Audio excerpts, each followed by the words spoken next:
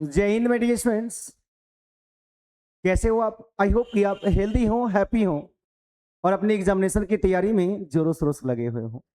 मैं M Kumar sir आप सभी को मिशन सिलेक्शन अड्डा की इस ऑनलाइन प्लेटफॉर्म पे मोस्ट वेलकम करता हूं। फर्स्ट ऑफ ऑल आप सभी को वेरी वेरी गुड मॉर्निंग।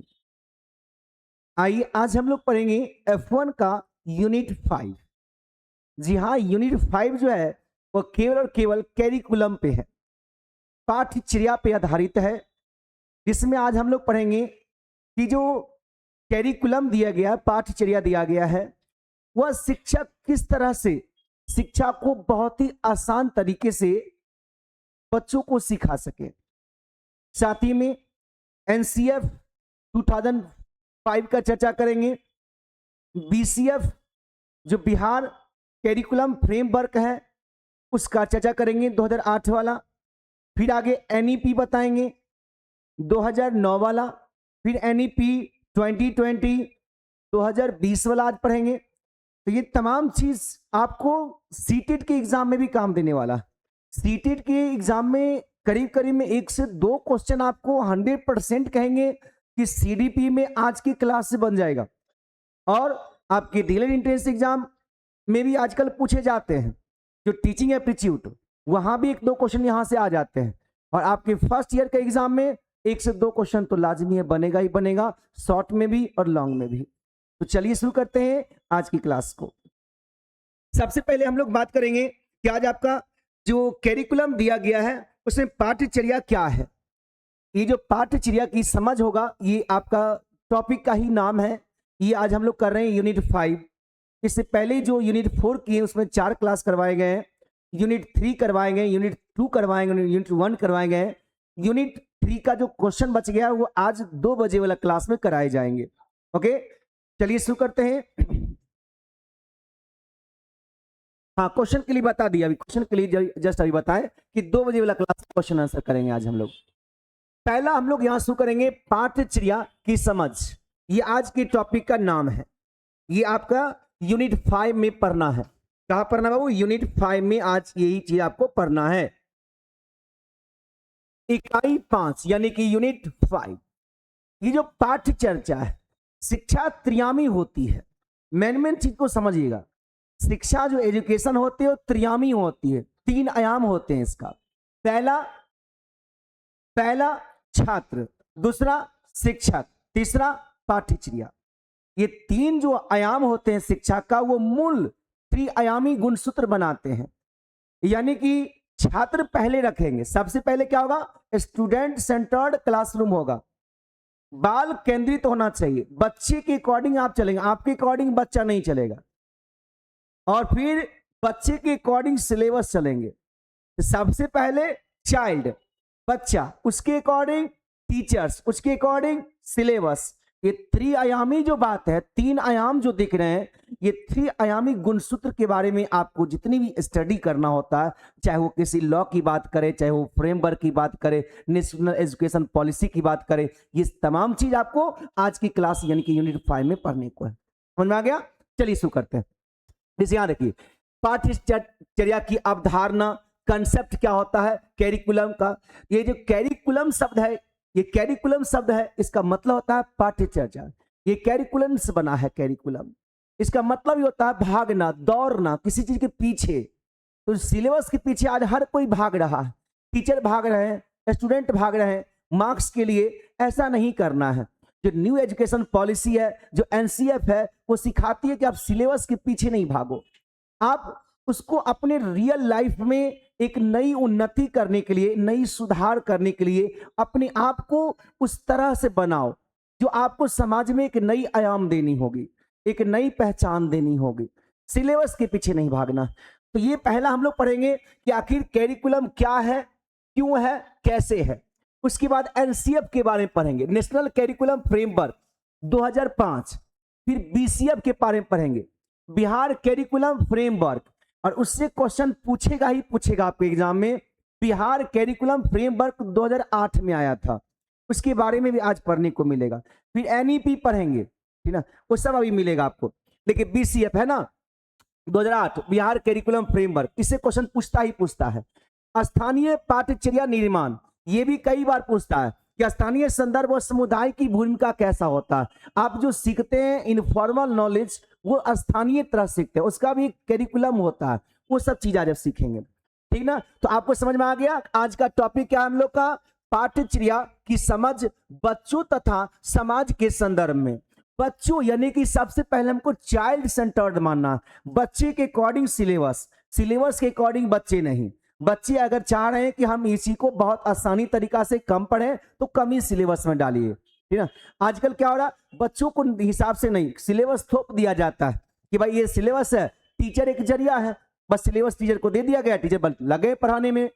अब उसको कितना दिन पढ़ाना है ये टाइम डिसाइड कर दीजिए, कितना कंटेंट पढ़ाना है ये डिसाइड कर दीजिए। क्या कहते हैं फ्रेमवर्क, इसे क्या बोलेंगे फ्रेमवर्क, पाठ्यचर्या, ठीक है। तो चलिए यहां से आगे बढ़ते हैं। ये आपका इंट्रोडक्शन हुआ, समझ में आ गया आज हम लोग का उद्देश्य क्या है पढ़ने का और क्या आज हम लोग करेंगे। चलिए अब शुरू करेंगे यहां से हम लोग। सबसे पहला क्वेश्चन ये उठेगा कि पाठ्यचर्या क्या है सर। ये जो कैरिकुलम शब्द है पाठ्यचर्या ये क्या है, ये पाठ्यक्रम है क्या। पाठ्यचर्या और पाठ्यक्रम दोनों में अंतर है। पाठ्यचर्या फ्रेमवर्क है, ये जो कैरिकुलम होता है ये फ्रेमवर्क है, ये एक रणनीति है। जैसे हम समझाते हैं आपको उस अपनी भाषा में समझिए पहले कि जैसे आपको अगर कोई टॉपिक है, इस मान लीजिए कोई टॉपिक आपको मैग्नेट के बारे में पढ़ाना है, तो आप 3 क्लास में जाएंगे तो मैग्नेट का टॉपिक पढ़ाना है, 4 क्लास में मैग्नेट का टॉपिक पढ़ाना है, 5 में भी पढ़ाना है, 6 में पढ़ाना है, तो क्या आप सभी की कक्षा की पढ़ाई मैग्नेट का एक जैसा पढ़ाएंगे? नहीं सर। स्टार्टिंग दौर में केवल और केवल आप हल्का फुल्का उसकी परिभाषा वो क्या है, कितने प्रकार के हैं और कैसे कैसे हम लोग के वातावरण में मिलते हैं, ये सब चीज छोटा मोटा बता देंगे। ये क्लास 3 की बात है जहां स्टार्टिंग हुआ फर्स्ट पीरियड में।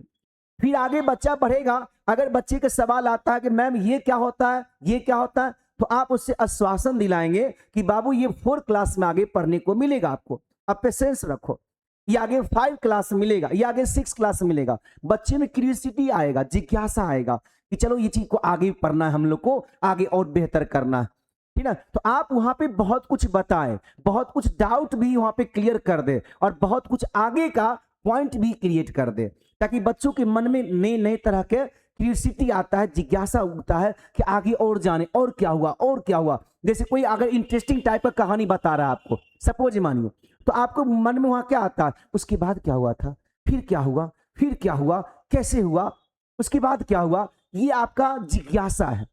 ये जिज्ञासा आपको आगे पढ़ने का ललक पैदा करता है, इंटरेस्ट लाता है उसी में, और वो चीज को आप बेहतर सीखते हैं।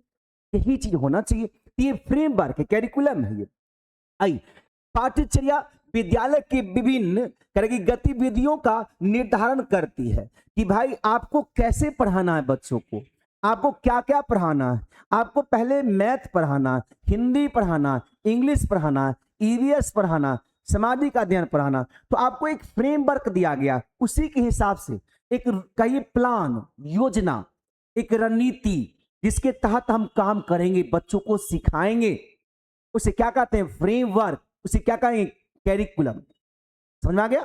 जिस रणनीति से आप काम करेंगे, आप अच्छे पढ़ाने के लिए अच्छी योग्य टीचर हैं, आप में एलिजिबिलिटी है, योग्यता है कि आप पढ़ा पाएंगे, लेकिन पढ़ाना क्या है, कहाँ शुरू करना, कैसे करना, ये सब चीज आता ही नहीं है, आपके पास कोई सिस्टम ही नहीं है, प्रक्रिया ही नहीं मालूम है, तो क्या पढ़ाएंगे आपको। अर्थात ये चैप्टर बहुत ही मोस्ट इंपोर्टेंट चैप्टर की तरह एक भूमिका निभाती है कि आपको फ्रेमवर्क करना है, कि आपको विज्ञान प्रयोगशाला है, ये क्या है, एक प्रकार का सिस्टम है जिससे हम बच्चे को सिखाएंगे, गतिविधि कराएंगे।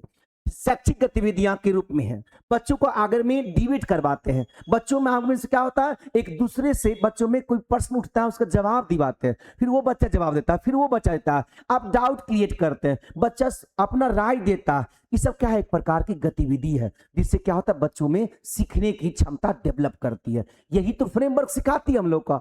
ओके, आगे खेल स्पोर्ट्स से आगे बढ़ना, बच्चे को कौशल का विकास कैसे करना, नए नए स्किल डेवलपमेंट करना, बच्चों को सिखाना रहता है। स्किल डेवलपमेंट मतलब क्या, कि आपको तरह तरह का चीज सिखाइए कि देखो ये कैसे होता है। जैसे हम बताएं कि आप अगर मान लीजिए आजकल क्या होता है, मम्मा क्या कहती है कि बेटी ये सब चीज जानना जरूरी है, वरना ससुराल वाले बार बार शिकायत करेंगे, कहते हैं कि नहीं, कि आपको ये सब नॉलेज होना चाहिए, हुनर होना चाहिए। अब ये पता ही नहीं कि भाई ये कैसे बनाया जाता। अब ये हाई फाई ये दिखाते हैं कि हम तो बड़े मतलब हाई फाई हो जाएंगे, तो हमको रोटी बनाना नहीं पड़ेगा, हमको चाय बनाना नहीं पड़ेगा। ऐसा नहीं है, ऐसा नहीं है। आपको जरूरत पड़ेगा, इसलिए आपको स्किल डेवलपमेंट होनी चाहिए, हुनर होना चाहिए, चाहे वो लड़की हो या लड़का हो। कब किसका जरूरत पड़ जाए जीवन में, ये कोई नहीं देख आया है। इसलिए स्किल डेवलपमेंट आपको वहां से ही सिखाना शुरू कर दीजिए बच्चों से कि हर तरह का हुनर होना चाहिए। हम लोग के समय में, अभी आप में से बहुत सारे ऐसे होंगे जो स्कूल में जाते होंगे तो उस समय बगीचे में सर जो आपको जंगल जितने भी होंगे जंगल झाड़ उसको हटवाते होंगे, बगीचे में पानी कहते होंगे देने के लिए, पेड़ में कहते थे कि नहीं? ग्राउंड को साफ रखने के लिए खुरपी चलाना पड़ता था, कुदाल चलाना पड़ता था, होता था कि नहीं होता था? लेकिन आज के बच्चे को अगर आप कहिए खुरपी पकड़ने के लिए, वो गार्जियन को फोन करेगा, गार्जियन आएगा एकदम पूरे रुतबा में कि हम हाई फाई फैमिली से हैं, हम एक काम घर में कराते नहीं अपनी बच्ची से, आप खुरपी पकड़वाइएगा, आप बाल्टी उठवाइएगा, आप पेड़ में पानी दीजिएगा कहने के लिए। मतलब देख रहे हैं लोग का सोच। अरे भैया ये देने से वो छोट नहीं हो जाएगी और नई स्किल सीखेगी, पेड़ के बारे में जानेगी, पेड़ से उसका प्रेम बढ़ेगा, कल होकर वो भी पेड़ लगाएगी, वातावरण को और ज्यादा स्वच्छ करेगी। तो ये सब सीखना जरूरी है। अब ये चीज आप गार्जियन आएंगे उसको सिखाइए, समझाइए अभिभावक को, उनके आपको समझाना आप ही का काम होता है। ये सब क्या है? स्कूल एक्टिविटीज होता है, ये करवाना आपका है। और सोसाइटी में जो एस्पिरेशन होता है, जो आपका जरूरत का चीज, जैसे कि यहाँ देखिए कोई इंजीनियर है, कोई डॉक्टर है, इसका क्या है, कोई यहाँ पे देखिए आपका इस प्रोफेसर है, कोई ऐसा है जो सामुदायिक जीव से अलग अलग मतलब कहीं गतिविधि से, अलग अलग जॉब से, अलग अलग पेशा से जुड़े हुए लोग हैं। ये सब क्या होते हैं? हम लोग का एक मतलब कहीं तो इंस्पिरेशन मिलता है इनसे। एक कहते हैं कि जैसे आप अभी हमको देख पा रहे होंगे, हम पढ़ाते हैं तो आपको लगता हो कि सर जैसे बेहतर बताते हैं, हमको भी कल होकर ऐसे ही बेहतरीन पढ़ाना है बच्चे को। इससे क्या होगा? और भी समाज आगे बढ़ेगा, इस मुल्क इस राष्ट्र का उन्नति होगा। तो आपको इंस्पिरेशन मिल पा रहा है तो आप उसको क्या करते हैं? आगे बढ़ाते हैं। प्रेरणा जिसे हिंदी में कहते हैं, प्रेरणा मिलता है कि भाई और आगे काम करें, बेहतर करें। लॉकडाउन के दरमियान में एक चीज हम देखे बहुत अच्छा, मेरे फेसबुक अकाउंट से जुड़े हुए थे आप, बहुत सारे बच्चे आप में से यूज करते होंगे किताब, 12th में 11th में वो किताब यूज किए होंगे आप, concept of physics, SC Verma use किए हैं। आईआईटी कानपुर के वो प्रोफेसर रह चुके हैं, ठीक? तो उनका बहुत कही तो ग्रेट प्रोमिनेंट लीड आप बैक पर्सन है, वो बिहार के बक्सर के रहने वाले थे, अभी हैं ही। तो उनका एक चीज हम देखे, मेरे फेसबुक अकाउंट से जुड़े हुए हैं, अधिक हजारों टीचर जुड़े हुए हैं, तो वो भी जुड़े हुए हैं। तो उनका एक हम देखे बड़ी अच्छा सीन फोटो डाला हुआ था लॉकडाउन के दरमियान में, वो अपने भाई के साथ में धान झाड़ रहे थे। धान का अटली जानते हैं ना, उसको झाड़ रहे थे। किस पर? उखली पर धान झाड़ रहे थे अपने भाई के साथ में। अब सोचिए इतना महान आदमी, अगर वो काम करने से कोई इंसान छोटा नहीं होता है, कोई इंसान छोटा नहीं होता है। तो आप अगर बड़े अधिकारी बन जाइएगा, कल होके अगर घर में छोटा काम कर रहे हैं, छोटा काम होता नहीं है लेकिन घर में काम कर रहे हैं, लोग आपकी प्रशंसा करेंगे, तारीफ करेंगे, देखिए इतना बड़ा आदमी होकर के धान झाड़ रहे हैं, गैया को पानी पिला रहे हैं, देखिए फूल के बगीचा को साफ कर रहे हैं। इससे क्या होता है? हुनर होता है, स्किल होता है। सबसे बड़ी चीज आपका मन लग रहा हो, वो काम करना कभी बुरा नहीं होता, काम छोटा बड़ा नहीं होता है। जिसमें मन लगे ना, वो काम कभी बुरा नहीं होता है और काम कभी छोटा और बड़ा नहीं होता है। तो ये सब आप इंस्पिरेशन लीजिए इन सब से, और इनको फिर अपना जीवन में फुलफिलमेंट करिए कि हमको इनके जैसा बनना है। आप आदर्श लीजिए, आदर्श कहते हैं ना, हम उनका आदर्श है, हम उनको मानते हैं। आप किसी अच्छी टीचर का आदर्शवादी हो जाते हैं, उनको फॉलो करते हैं, आप फॉलोअर्स बन जाते हैं, सब्सक्राइबर्स बन जाते हैं। तो ये सब चीज क्या है? आप उनके सिस्टम को फॉलो करते हो। सिस्टम ही तो कैरिकुलम है, वही तो फ्रेमवर्क है, वो जो जो करेंगे वही आप करते हैं। इसलिए अच्छे जितने भी लोग हैं जिनको लोग फॉलो करते हैं, उनको कभी गलत काम नहीं करना चाहिए। अभी देखते हैं बड़े बड़े जो एक्टर्स होते हैं, वो नशीले पदार्थों का एडवर्टाइजमेंट करते हैं, उनको थोड़ा सोचना चाहिए, उनको भी पढ़ना चाहिए, डीलेड कोर्स करना चाहिए उनको भी, कि भाई मेरा जो आपका, अगर आप एक्टर है, क्रिकेटर है, अगर आप गलत चीजों का प्रचार करते हैं तो जानते हैं आपका फॉलोअर्स भी वही चीज खाने लगेगा और कहेगा ये तो बल्ला प्रचार किया तो इसलिए आप कभी भी गलत चीज का आपको फॉलोअर्स बन जाएगा, तो आप गलत चीज का मत का उपयोग करिएगा, वरना आप करिएगा वही विद्यार्थी आपका सीखेगा। ठीक ना? आइए आगे बढ़े। कोई तरह का दिक्कत किसी को? हाँ, कमेंट सबका दिख रहा है। क्या नाम है?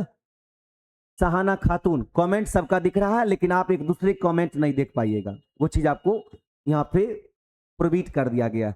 कमेंट हम सबका देख रहे हैं, और जैसे आप करेगा, सामने वाला पैनल पे भी कमेंट आ रहा और इधर वाले पैनल पे भी कमेंट आ रहा, तो सामने वाला पैनल पर जो आएगा वो सबको कमेंट आएगा, यहाँ पर्सनली कमेंट आएगा। तो आप लोग का जो कमेंट अभी दिखेगा वो पर्सनली वाला दिखेगा, सिर्फ आपका।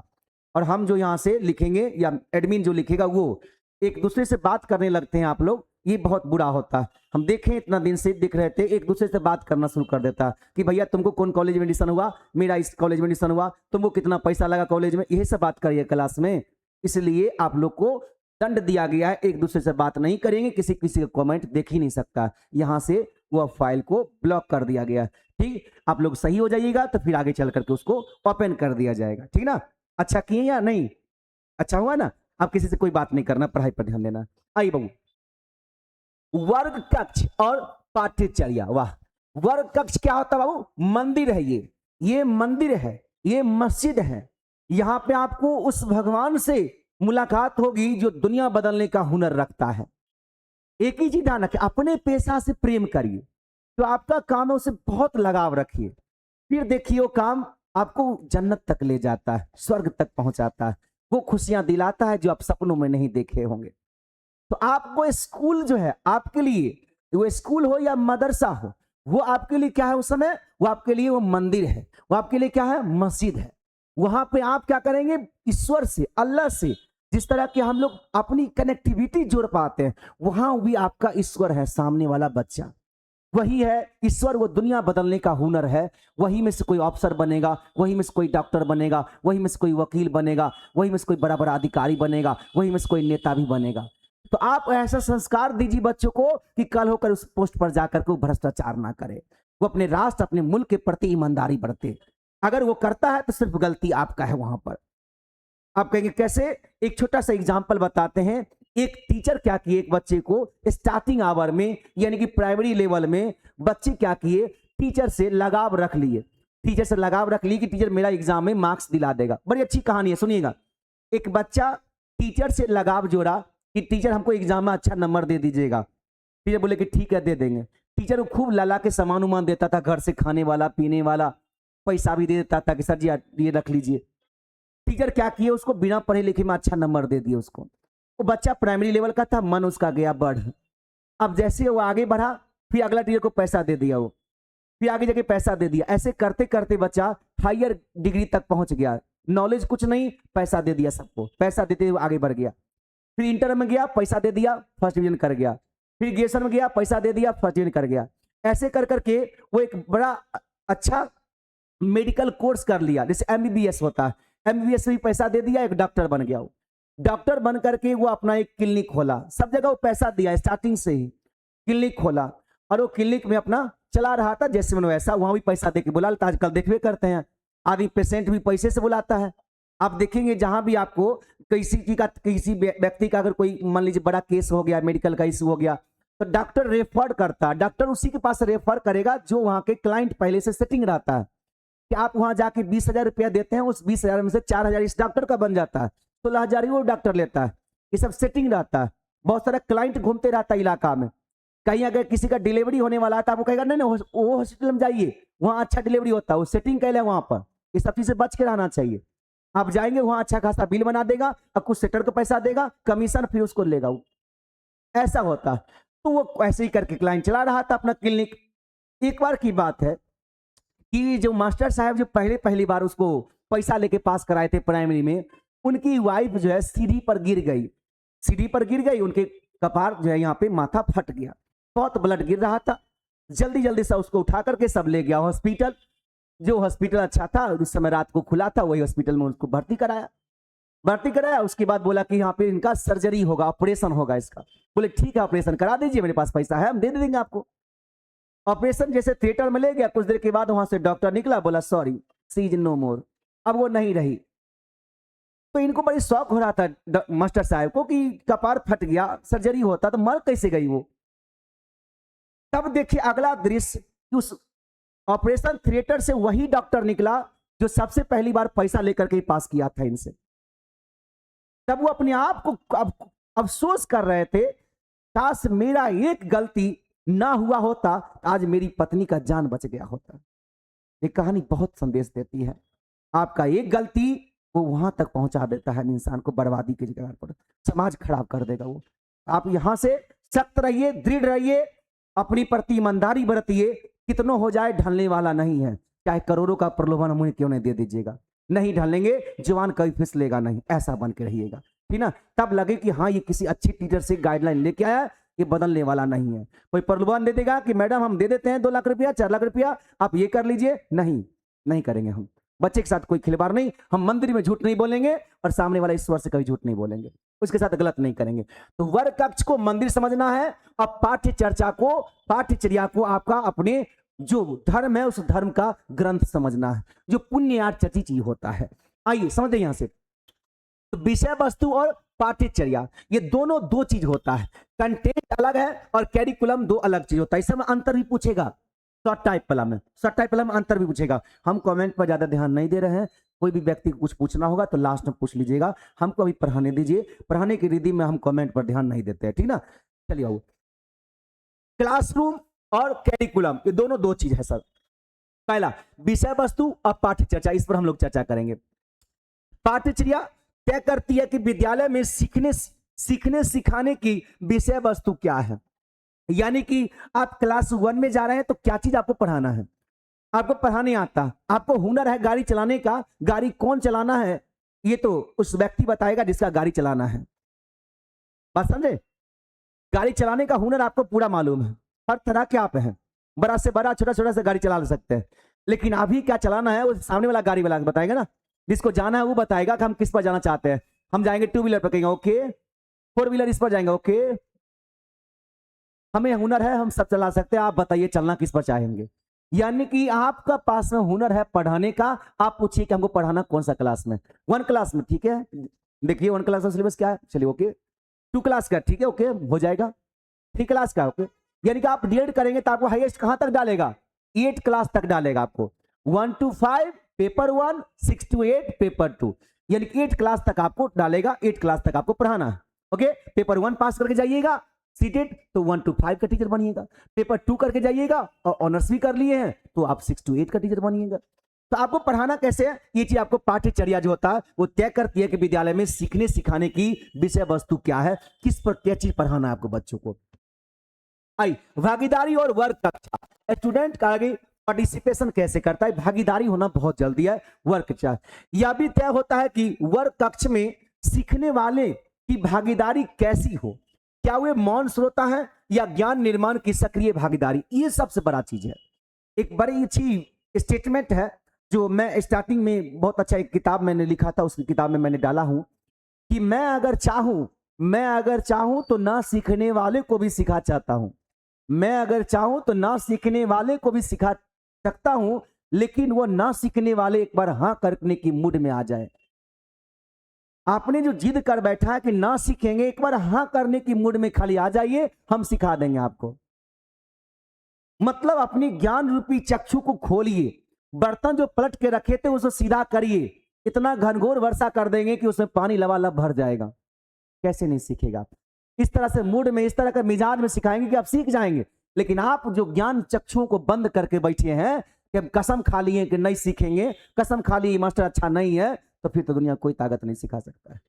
हा? मास्टर का आप स्वभाव, मास्टर का चेहरा, मास्टर का बाकी गुणसूत्रों से मतलब नहीं रखेंगे, बस उनकी हम सिखाने के स्किल से मतलब रखेंगे, सिखा कितना पा रहे हैं हमको। तो आपको सिखाना कैसे है, इसके लिए सामने वाला को सक्रिय करना है। आपको सक्रिय करने का मतलब समझे, उसको एक्टिव करना है। पहले आप आए क्लास में घुस गए, चलिए डस्टर कहाँ है, चौक कहाँ है, हम लोग कल क्या पढ़ रहे थे, तो मैडम ये पढ़ रहे थे, ठीक है आगे बढ़िए, अगला क्वेश्चन चलिए यहाँ शुरू करते हैं। अरे ये क्या कर रहे हैं आप, ऐसे ही पढ़ाया जाता है, आप पहले तो इंटरेक्ट हुई उससे। गांव समाज में लोग मिलता क्या कहता है, राम राम जी क्या हाल है, ठीक है, और बाल बच्चे सब अच्छे हैं ना, जी अच्छा है, तब अपना काम कहता है वो। क्यों, इंटरेक्ट करता है सामने वाला के साथ में, उसके चेहरे पर इंप्रेशन। अगर कोई चिंता है तो क्या बात है जी, क्या दिक्कत है, तो बच्चिया का शादी है, देख रहे हैं लड़का नहीं मिल रहा, तो आपको बोलना चाहिए, आप बोले हम ठीक है कुछ दिन समय दीजिए, हम भी 2-4 लोग को बोलते हैं, अरे लड़का तो मिल जाएगा, क्या क्या डिमांड है आपका, ऐसे करके समाज में लोग रहते हैं। तो बच्चे को पहले क्या करिए, लोहा को गर्म करके बाहर करना होता है, ये लोहार का काम है। ठंडे लोहा पर नहीं वार करना है, टूट जाएगा वो। गर्म करके वार करेगा तो आकार लेगा वो, नए नए शेप लेंगे वो। और वही तो शेप लेने वाला बच्चा है, वही कल का अफसर बनेगा, कलेक्टर डीएम बनेगा वो। तो पहले उसको गर्म करिए, गर्म करने का मतलब उसको मिजाज में लाइए, सक्रिय करिए, उसको एक्टिव बनाइए, उसको सक्रिय भागीदारी बनाइए। फिर कहिए, देखिए आप ये सहमत हो गया, खूब खुश है, जी मैडम बहुत अच्छा। कल कहां तक पढ़े थे, अरे कल ये तुम नहीं आए थे कल भाई। अच्छा तुम नहीं आए तो तुम क्या कल तो कुछ नहीं सीखा होगा, आज तुमको मीरा बताएगी, मीरा बताओ तो कल क्या सिखाए थे, अब ये थे, अच्छा लीजिए। ऐसा माहौल खड़ा करिए, बच्चे हंसे, बच्चे प्रसन्न हो जाए, खूब सक्रिय हो जाए। चलो आज हम कुछ इंटरेस्टिंग सिखाने वाले हैं, क्या तुम सीखने के लिए तैयार हो? कहेगा यस सर। अरे जोर से आवाज नहीं आया, फिर से एक बार बोलो, फिर से एक बार बोलो। देखना चाहते हैं कितने बच्चे आज सीखने के लिए तैयार है। आज एक नया चीज सिखाएंगे और एक पहले भी आज बताएंगे आप लोग को, ठीक ना। और लास्ट में तो सरप्राइज देने वाले हैं आज, बहुत अच्छा सरप्राइज देंगे जो आप लोग के लिए बहुत बेनिफिशियल चीज है। बच्चा पूरा तैयार है, यस मैडम यस सर। अब वो बच्चा एकदम सिखाना शुरू करिए। ऐसा पढ़ाइए ना कि सामने वाला का ध्यान, चाहे बगल में ट्रको गुजर जाएगा, कोई मतलब नहीं है, कोई हल्ला कर रहा, कुछ भी कर रहा, कोई इंटरेक्टिव नहीं हो रहा, उसका इतना पावर आप दिखा रहे हैं सामने वाला पर, उसका ध्यान ही भंग नहीं हो रहा, वो पूरा का पूरा कंसंट्रेट करके आपको देख रहा, बारीकी से कर रहा है। ये है सक्रिय पढ़ाई, यही चाहती है न्यूज। ऐसा टीचर अगर पैदा होने लगे, ऐसा टीचर अगर बनने लगे, टीचर तो पैदा होते हैं, बनते कैसे ये डिपेंड करता है। अगर बनने लगे तो फिर कह सकते हैं उस राष्ट्र का, उस मुल्क का, उस राज्य का उन्नति में कोई बाधा नहीं पहुंचा सकता, कोई बाधा नहीं पहुंचाएगा। वही तो आगे चल करके बढ़ करके बड़ा बड़ा अफसर बनेगा और वही डेवलप करेगा उस एरिया को। तो यही आपको सक्रिय कराना, मौन श्रोता नहीं। देख रहे हैं ना, देख रहे हैं ना, माथा पे हाथ देकर बैठे रहता है, गाल पे हाथ दे रहा है इससे करके, जैसे लग रहा है कोई आफत मुसीबत है, लग रहा आप में भी बहुत सारे होंगे। सर हमको बहुत टेंशन है, हमारा एग्जाम सामने जून में है, हम तैयारी कैसे करेंगे, 11 को पेपर। अरे छोड़ दो तैयारी, नहीं कैसे करेंगे, एक रात बैठेंगे 2 पेपर निकाल देंगे, नहीं कैसे होने वाला। हम जब चाह लेंगे तो राह नहीं बनेगा, एक रात बैठेंगे 2 पेपर निकाल देंगे, F1 F2 दोनों को निकाल देंगे एक रात में, नहीं कैसे होगा। सबका नोट्स बनाना शुरू कर देंगे, दृढ़ निश्चय कर लेंगे कि आज हम नोट्स बना के अभी सामने बैठेंगे 2 बजे में पढ़ाई करने के लिए, रात को 8 बजे तक नोट बनाकर हटा देंगे। लो खाली बस अपना परिवार से, अपने रिश्ते नाते सिखा देंगे कि अभी बस हमको केवल और केवल इमरजेंसी हो तभी हमको कॉल करिए या हमसे बात करिए, बाकी हमें छोड़ दीजिए। तन से छोड़ेंगे तब तो मन तक पहुंचेंगे, तन से छोड़ेंगे तब तो मन तक पहुंचेंगे, और जब तन मन से प्रसन्न हो तो धन तक भी पहुंच जाएंगे। तन मन धन तीनों से अर्पण। धन आएगा तो मान मर्यादा इज्जत प्रतिष्ठा सब आने लगता है पीछे, होता है कि नहीं होता है। तो अभी क्या करिए, फिजिकली सामने वाला को अपना समय नहीं दीजिए, बस अपना समय पूरा पढ़ाई पर दीजिए, यही चालाकीपन है। और चालाकीपन नहीं, किसी को ठग लेते हैं तो माता पिता क्या कहते हैं, बेटा बहुत चालाक है, बेटी हमारे बहुत चालाक है। चालाक नहीं, वो फरेबी है, गलत है। जो किसी को ठग लिया है वो चालाक नहीं, कल आपको ठग लेगा वो। चालाक का मतलब होता है जो अपना खुद का बारे में डेवलप करे, अपने खुद के बारे में सोचे, अपने खुद का उन्नति के बारे में काम करे, वो चालाकी होता है। ये क्या चालाकी है, किसी से 2 रुपया ठग लिया, अपने आप को काबिल समझ ले रहे, अब धूर्त हैं, अब चोर हैं, अब उसको चालाक कर रहे हैं, शब्द परिवर्तन कर रहे हैं। ये चीज समझना चाहिए, उसको चालाक नहीं कहते। सक्रिय बनाइए और फिर ज्ञान निर्माण करिए। एक बार हम बच्चा सीखेगा, एको बार नहीं बोलेगा मैडम क्या बोले समझ नहीं आया, सर क्या लिखे हैं फिर बताइए ना, एको बार नहीं बोलेगा वो। 1000 का जब बैच में पढ़ाते हैं, 1000 स्टूडेंट रहता है, उस समय क्या लगता है, ऐसा पढ़ाई देते हैं कि एगो नहीं पूछेगा कि सर फिर से बताइए हमको, हिम्मत नहीं है पूछने का, डर से नहीं, ऑलरेडी समझ आता है कि सबको तो समझ में आ रहा है, आप कौन चीज पूछे सर से। एक आदमी पूछ रहा है तो वो लेट से आया है, या वो चीज ध्यान नहीं दे रहा अच्छा से, अभी भी ध्यान नहीं कैसे देगा, ध्यान देने के लिए ध्यान नहीं कैसे देगा। अगला आज हम लोग को पढ़ना है पाठ्यचर्या का मूर्त रूप। मूर्त रूप क्या होता है सर, मूर्त और अमूर्त 2 चीज बताए थे, याद है, मूर्त अमूर्त बताए, मूर्त अमूर्त नहीं। मूर्त मतलब होता है कंक्रीट, कंक्रीट कहने का मतलब जिसको हम छू सकते हैं, देख सकते हैं, भाप सकते हैं, वो मूर्त होता है। एक होता है अमूर्त यानी कि अब्स्ट्रैक्ट, टीटेट वाला क्लास में सब पढ़ना है, मूर्त अमूर्त ज्ञान। मूर्त ज्ञान कहने का मतलब जैसे हम कहेंगे स्मार्ट बोर्ड तो हम इसको छू लिए, तो ये मूर्त वाला है स्मार्ट बोर्ड। अब जैसे कहेंगे ईमानदारी, ईमानदारी को छुएगा, महसूस कर रहे हैं, हम अच्छा से पढ़ा रहे हैं तो कहेंगे सर आप बहुत ईमानदार है। ईमानदारी शब्द, ईमानदार ईमानदारी में क्या अंतर, ईमानदार एडजेक्टिव है, ईमानदारी संज्ञा है। ईमानदारी शब्द को हम छूते नहीं, महसूस करते हैं। तो महसूस करने वाला अमूर्त होता है। अमूर्त मतलब जिसको हमने केवल कल्पना किया, इमेजिनरी रखे, अनरियल चीज है वो, महसूस करते हैं। वो क्या है? अमूर्त। अमूर्त और जिसको हम देखते हैं, छूते हैं, भापते हैं, गिनते हैं, परखते हैं, वो सब क्या होता है? मूर्त होता है। तो आपको क्या करना है यहाँ पे कि पाठचर्या का मूर्त रूप देखना है सबसे पहले, मूर्त रूप, और इसके बाद आपको फिर अमूर्त जोड़ना है पढ़ाई में। मतलब नहीं समझे? सुनिए कि जैसे एगो टॉपिक हमको दे दीजिए, अभी हमको कह दीजिएगा सर आपको ना अभी पढ़ाना है ये विद्यालय की गतिविधियां, ठीक ना, ये आपको पढ़ाना, ये टॉपिक हमको दे दिए। अब इस टॉपिक पर क्या करेंगे? मूर्त हमको फैक्ट मालूम पड़ गया, अब हम इस पर अपना बातों को जोड़ेंगे, अपने बातों को उसको जोड़ेंगे और फिर देखेंगे पढ़ाना किस लेवल का है, कौन क्लास का है सर, 4 क्लास में पढ़ाना, ठीक है। चलिए इतना जल्दी अपने आप को ढाल लेते हैं। एक सिंगर को देखते हैं, डांसर को देखते हैं, जैसे सामने वाला दर्शक चाहता है वैसे करता है कि नहीं? आप जो देखते हैं ऑर्केस्ट्रा में जो डांस होता है, कहीं भी होता है, तो आपके हिसाब से वो डांस करता है। आप अगर कहते हैं कि नहीं आज हमको हिंदी गाना आप डांस सुनाइए, कहेगा जी सर अभी मैं हिंदी गाना सुनाते हैं, हिंदी गाना पे नाचेगा। आप कहेंगे ना ना छोड़िए हिंदी, भोजपुरी पर नाचिए, तो भोजपुरी पर सुनाए, जो आप चाहिएगा वो करेगा, वो उसका वही काम ही है।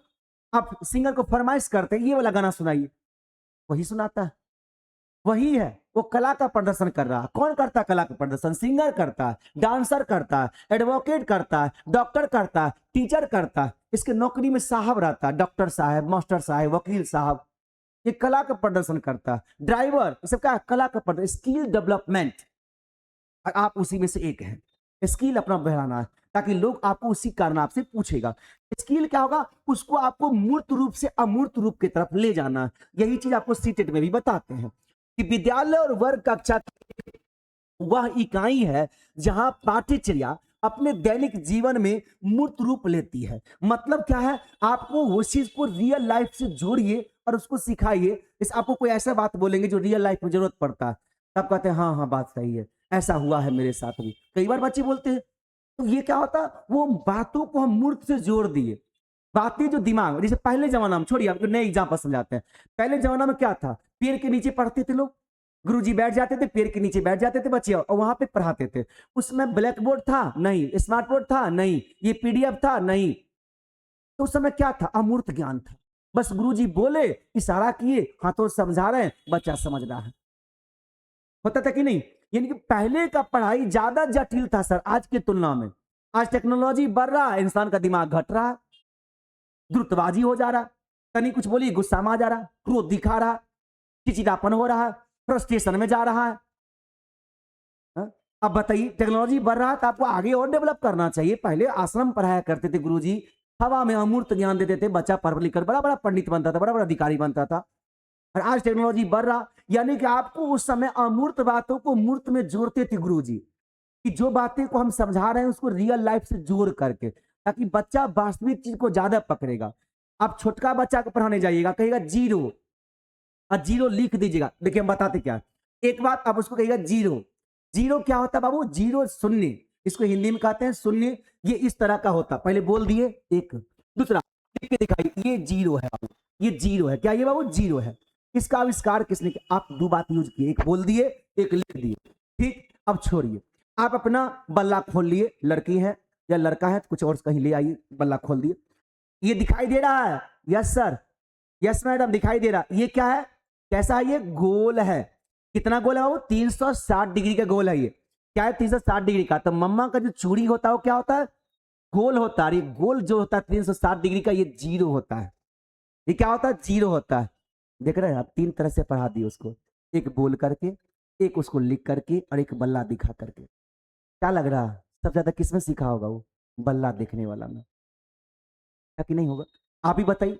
तो बल्ला जो दिखाए, चूड़ी जो दिखाए, उसको बच्चा एक बार पकड़ लिया कि मैडम जो कह रही है चूड़ी गोल होता है वही जीरो होता है। वो मूर्त ज्ञान हुआ। और आप जो बोले वो अमूर्त हुआ था, आप जो लिखे वो अमूर्त हुआ था। हल्का सा कह सकते हैं मूर्त की भाषा हो सकती है लिखा हुआ चीज, लेकिन आप जब बल्ला दिखा दिए तो अमूर्त चीज को मूर्त में बदल दिए, वो ज्ञान सबसे परम चीज होता है। बच्चा एक बार पकड़ लिया कि हाँ एक का मतलब ये पेन हुआ, ये पेन और ये बल्ला दोनों को लगा दो, कितना हो गया? 10। ये क्या हो गया? 10। अब 10 जो होता है उसमें अगर हम बल्ला को पहले कर देंगे तब क्या होगा? तो यह सर एक ही रहेगा, अर्थात किसी भी संख्या से पहले जीरो आ जाए उसका कोई मूल्य नहीं होता। ऐसे करके सिखाइए, ठीक ना? तो क्या करना है? उस पाठ्यक्रम को दैनिक जीवन, यानी कि आप उसको जोड़िए। जैसे बल्ला दिखा दिए, वो क्या हुआ? मूर्त रूप में बदल गया। आप जल्दी सीख लिया बच्चा, एक बार दिखाया तुरंत पकड़ लिया, ओ ऐसे होता है मैडम ना, चलिए समझ में आ गया। इसके अनुरूप नहीं, करेक्ट, यह विद्यालय की गतिविधियां इसके अनुरूप नहीं है, जो समाज की जरूरतों के आधार पर विद्यालय की अपनी पाठ्यचर्या का निर्माण होना चाहिए। मतलब क्या है, जो समाज की जरूरत है उसके हिसाब से बदलिए, अपने हिसाब से समाज को नहीं बदलना है, समाज के हिसाब से अपनी को बदलना है। और जो जरूरत है वैसा पढ़ाई करिए, जो रियल लाइफ में जरूरत हो, ठीक ना, वैसा पढ़ाई नहीं करिए इसका जीवन में कुछ जरूरतें नहीं है उसका, ऐसी पढ़ाई उसको। ओके, अगले में आ जाओ, नेक्स्ट आगे। अगला हम लोग बात करेंगे पाठ्यचर्या बनाम पाठ्यक्रम। आ गया, बहुत अच्छा। सिलेबस और कैरिकुलम में क्या अंतर है, ये बहुत डिफरेंट आपको होता है। ये जब हम कंटेंट तैयार करवा रहे थे उस समय ये चीज हम एक्स्ट्रा जुड़वा दी आप लोग को कि ये बहुत दिक्कत होता है बच्चों को समझने। सर कैरिकुलम ही सिलेबस है, सिलेबस ही कैरिकुलम है, नहीं नहीं नहीं नहीं, पाठ्यचर्या और सिलेबस दोनों दो चीज है। पाठ्यचर्या का मतलब क्या होता है कि आप जो पढ़ा रहे हैं उस पढ़ाने में बच्चे का जो क्लास है, जो एज है, उसके अनुरूप आप उसको ढाल करके उतने ही कंटेंट दे रहे हैं। ये क्या है, आपको पाठ्यचर्या है। और क्या कंटेंट पढ़ाना है और कितने चीज पढ़ाना, उतना कितना लेवल तक जाना, ये क्या उसका सिलेबस का रूप होता है। देखिए पाठ्यक्रम, सिलेबस क्या है, सिलेबस आप एक लिमिट कर देते हैं कि भाई इतना टॉपिक आपको पढ़ना है 4 क्लास में, इसको ये पढ़ना है 5 में। जैसे अभी आप लोग का देखिए, कहा कि डीएलएड 1 में, डीएलएड का फर्स्ट ईयर में इतना पढ़ना है, सेकंड ईयर में इतना पढ़ना है, तो फर्स्ट ईयर में ज्यादा पढ़ाने से क्या फायदा, सेकंड ईयर में पढ़ा देंगे उसको आगे। ये क्या हुआ, पाठ्यक्रम हो गया, और यही आपको क्या होता है, सिलेबस हो जाता है। पाठ्यक्रम ही क्या है, सिलेबस है। आप पाठ्यचर्या क्या होता है सर, तो पाठ्यचर्या जो होता है इसको ये देखना होता है कि आपको एकेडमिक लेसन, शैक्षणिक पाठ क्या है, खेल क्रिया क्रियाकलाप कैसा है, आर्ट म्यूजिक, मतलब आपको पूर्ण रूपेण बच्चा को तैयार करना है, पूर्ण रूपेण बच्चा को तैयार करना, ये कैरिकुलम है। ये यानी कि ये कहे तो यह एक अपूर्ण समझ है। पाठ्यचर्या के दायरे में विद्यालय के सभी क्रियाकलाप शामिल होते हैं, पूरा फ्रेमवर्क बच्चा को डेवलप करने का। केवल आपको आपके विषय से डेवलप नहीं होगा, आप मैथ के टीचर हैं, बगल में कोई ईवीएस के टीचर है, कोई इंग्लिश के टीचर है, तो वो जो पढ़ा रहे हैं वो क्या पढ़ा रहे हैं, सिलेबस। और सभी टीचर मिल करके साथ ही में उसको खेल की बातें, साथ ही में उसको आपका लेसन प्लान वाली बातें, साथ ही में आपका कला संगीत वाला, कोई गाना भी गा रहा है, कोई म्यूजिक भी बजा रहा है, ये सारा चीज क्या होता है, कैरिकुलम से बच्चा डेवलप करता है पूर्ण रूपेण। हम सबका साथ मिल करके बच्चे को जो विकास में लाते हैं वो हम लोग का साथ क्या कहलाएगा, कैरिकुलम। और जो हम अपना टीचर है, हम जो पढ़ाते हैं एक सीवे का, वो क्या है, आपका सिलेबस है। तो अभी जैसे हम आपको पढ़ा रहे हैं, हम आपको सिलेबस नहीं बता रहे हैं, हम आपको कैरिकुलम यानी कि तैयार कर रहे हैं, और उसी का अंदर सिलेबस भी आ रहा है, ठीक ना। आप एग्जाम में कहते हैं सर ये वाला क्वेश्चन ऐसे पूछता है, ठीक बात है, बनाइए आपका अच्छा। ये क्या हो रहा है, आपका सिलेबस है और आपको पढ़ाने का कला सिखा रहा है, स्किल दिखा रहा है, तो आप में क्या हो रहा है, चौमुखी विकास। ये ध्यान रखिएगा, कैरिकुलम इंसान में क्या करता है, चौमुखी विकास करता है, सर्वांगीण विकास करता है, पूर्ण रूपेण विकास करता है। और सिलेबस क्या करता है, जो चीज पढ़ा रहे हैं उतनी विकास करेगा वो। अब मैथ पढ़ा रहे हैं तो उसको बोलने का लहजा थोड़ी अच्छा होगा, मैथ बोला क्वेश्चन बना लेगा वो। आप अच्छी हिंदी पढ़ा रहे हैं, शब्द सिखा रहे हैं, बोलने का लहजा सिखा रहे हैं, स्किल डेवलप कर रहे हैं, तो वो अच्छा होगा। सब अपना अपना चीज है, मतलब अलग अलग अंगुली है। ये अंगुली क्या है, सिलेबस। ये अंगुली क्या है, सिलेबस। ये अंगुली क्या है, सिलेबस। और ये हाथ जो शरीर का विकास में हाथ देता है, ये क्या है, कैरिकुलम। सबका एक सतत विकास। अगर यहां काटेंगे तो किसको दिक्कत होगा, बॉडी को। आपका मैथ खराब हो जाएगा तो क्या खराब हो गया, कैरिकुलम, पूरे बॉडी खराब हो गया, आप अच्छा नहीं डेवलप करेंगे। कहीं भी हल्का भी ना अगर कुछ करते हैं तो किसको दिक्कत है, बॉडी को ना। वही चीज है, सारा चीज मिलकर क्या कहता है, कैरिकुलम। और केवल इसके अंदर में अगर आप कहते हैं फील्ड टिप्स बताते हैं, इसका सिलेबस बताइए, इसका सिलेबस, इसका सिलेबस, इसका सिलेबस, सबका अपना अपना सिलेबस होता होगा। ओके, समझ में आ गया। आई कंसेप्ट पॉइंट 1 क्या है, सामान्यतः शिक्षक कक्षा में क्या पाठ्य पुस्तक पढ़ा देने या पाठ्यक्रम पूरा कर लेने को नहीं पाठ्यचर्या मान लेते हैं। ये गलत बात है। आप खाली सिलेबस पूरा कर दे, पाठ्यचर्या नहीं है जी, आपको डेवलप करना है बच्चा का पूर्ण रूपेण, सब आदमी मिल करके। सभी मास्टर को कहिए जब मीटिंग होगा उस समय, नेटवर्क प्रॉब्लम हो रहा है, नेटवर्क प्रॉब्लम आपको वहां से हो रहा होगा, यहाँ से नहीं हो रहा है, ठीक ना। और क्या वो लिख रहे हैं वो, आवाज कभी कभी कट जा रहा है, फैन चल रहा है इसलिए, ठीक, फैन चल रहा है इसलिए आवाज कट जा रहा होगा। चाहिए तुम गर्मी में रहते हैं, बंद कर देते हैं, रुक जाइए।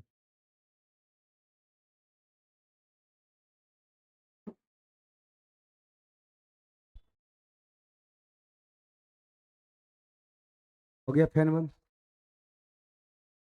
चलिए आगे बढ़े। अब आपका साउंड अच्छा जाएगा। ये स्लाइडिंग सिस्टम है, समझे। यहाँ अगर मान लीजिए एक चीज पर पढ़ा लिए फिर दूसरा स्लाइड हो जाता है, वहां भी पढ़ा सकते हैं। व्हाइट बोर्ड, स्मार्ट बोर्ड, सब एक ही चीज लगा रहता है। ये ऑफलाइन क्लास चलता है मेरा पटना में, तो दोनों चीज का सिस्टम एक ही रूम है। जैसे हॉल है वो हॉल 1, हॉल 2, हॉल 3, इस सब में सिस्टम लगा के रखे हुए। आइए आगे बढ़े।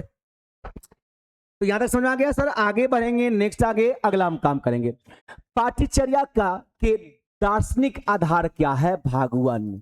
तो हम लोग पढ़ेंगे यहां से जो फिलोसफल, जो आप सब विचार दिए, जो बड़े बड़े महान करके फिलोसफर सब जो विचार अपना दिए शिक्षा पर, वो कैसे बोले, क्या क्या करिए, कैसे पढ़ाइए, अभी हम आपको विचार दिए। तो आप हमको सपोज मानिए कुछ देर के लिए कि आपके हम मार्गदर्शक हैं, मार्गदर्शक है, आपको अपना विचार दी कि पढ़ाना कैसे है, आप मेरे विचार को फॉलो करेंगे। इसी तरह से बहुत महान लोग सब अभी अपना विचार दिए कि भाई क्लास में पढ़ाना कैसे है, आपको किस तरह से पढ़ाना, सिलेबस कैरिकुलम में क्या चीज है, कैसे बच्चे को डेवलप करना, इसमें उनकी बातों को मानिए और उसी को अनुपालन करके चलिएगा, ठीक ना। चलिए पहला पार्ट 1 भाग 1 पे काम करिएगा।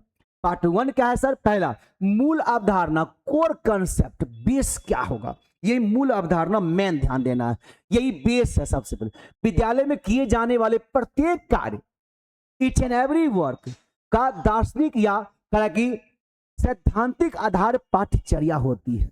सबका रूप, बच्चा हर चीज से एंगल से वो कार्य कर रहा है, मैथ पढ़ रहा, ईवीएस पढ़ रहा, हर चीज कर रहा, खेल कर रहा, म्यूजिक में कर रहा, प्रयोगशाला में है, तब गतिविधि को लेकर के बच्चा अगर सही जा रहा है तो वो अच्छा बन रहा है। ये क्या है, इसका कैरिकुलम है, पाठ्यचर्या है ये, इस आधार पर। यानी कि बच्चा यहाँ पे देखिए खेलने में अच्छा है, बच्चा खेल पा रहा है अच्छा। कई बार होता है कि मम्मी पापा आपको कंप्लेन करने आएंगे कि मास्टर साहब और बच्चा जो है ना वो सही से मतलब रिएक्ट नहीं करता, कोई चीज पूछते हैं तो जवाब नहीं देता है, हमेशा गुमसुम बना रहता है। छोटा बच्चा, ऐसा नहीं कि उसको टेंशन है कि उसकी पत्नी छोड़ के चली गई है लेकिन फिर भी वो रिएक्ट कर रहा, तो उसको क्या है, कोई ना कोई उसको डिसलेक्सिया होगा या कोई ना कोई उसको ग्राफिया जरूर होगा। तो ये क्या होता है, इससे आपको समझना है, आपको सब कुछ, आप एक मास्टर हो, नाम ही पढ़ा है मास्टर, आपको हर गुण सूत्र सिखाया गया है कि इस तरह का तैयार होके जाइए। तो बच्चा कुछ भी तरह का दिक्कत आए तो वहां पर आपको सामना करना, वहां डॉक्टर के पास नहीं जाएगा वो, नहीं तो नहीं बुझने आएगा माता पिता के, डॉक्टर के पास भेज दीजिएगा, जाइए डॉक्टर से मिलिएगा। डॉक्टर क्या कहने जाएगा कि बच्चा कोई चीज को देखता है, देखते रह जाता है, रिएक्ट नहीं करता है, डॉक्टर तो और उसका पैसा ऐंठ लेगा, ठीक है। हाँ ये तो बहुत बड़ा लंबा बीमारी है, ऐसा खतरनाक बीमारी में अक्सर लोग जो होते हैं आगे पागल हो जाते हैं। आप अभी तक बचे हुए हैं, वही बहुत बड़ी बात है। चलिए हम इलाज शुरू करते हैं, इसमें करीब करीब 1.5 से 2 लाख रुपया खर्च आएगा। ले डॉक्टर को ऐंठ रहा है, आप उसको ऐसा मत करने दीजिए। आप क्या करिए, समझ जाइए पूरा क्या है फ्रेमवर्क है, हमें उस बच्चे को इंप्रूवमेंट करना है। जैसे आप एक मूवी देखे होंगे, याद होगा आप लोग को, तारे जमीन पर, देखे हैं? अभी नहीं कहेगा मास्टर साहब सिखा रहे हैं मूवी देखना, तारे जमीन पर देखें, टीचर के लिए बहुत अच्छा मूवी है वो। हाँ कितने लोग आपने से देखे हैं तारे जमीन पर, जल्दी बताइए। उसमें यही सिखाया गया कि बच्चों जो है उसमें अगर किसी भी तरह का प्रॉब्लम है तो उसको कैसे ट्रीट करना है। उसमें देखिएगा जो एक्टर हैं वो इसी टीचर की तरह ही हैं, और स्कूल में बच्चों के साथ कैसा ट्रीट करते हैं। और उसमें से कोई बच्चा जो है, उसका क्या नाम होता है पता नहीं, वो लड़का बहुत ही अलग टाइप का होता है, वो कोई चीज पढ़ता है तो उसको डब्ल्यू में और एम में फर्क ही नहीं मालूम पड़ता, वो भी एक प्रकार का ग्राफिया ही होता है। तो उसको समझाता और लास्ट में जाकर के वो विनर बन जाता है। तो लोग माता पिता उसके टीचर के चरणों पे झुक जाते हैं, आंसू गिरता है उनके सामने कि आप मेरे बच्चे को कैसे संभाले। हमें नहीं लग रहा था स्टार्टिंग में ये कुछ कर पाएगा, बन पाएगा, लेकिन आज इतना बदलाव लाए आप इसमें। तो टीचर का भूमिका बहुत अजब चीज होता है ना। चलिए देखे हैं, नहीं देखे हैं, देखे हैं, देखे हैं, चलिए बहुत अच्छा है। नहीं देखे हैं तो पहले पढ़िए, इन्हें कहिएगा जाकर देख ले, हाँ जब एक्स्ट्रा टाइम होगा तब आप देख लीजिएगा।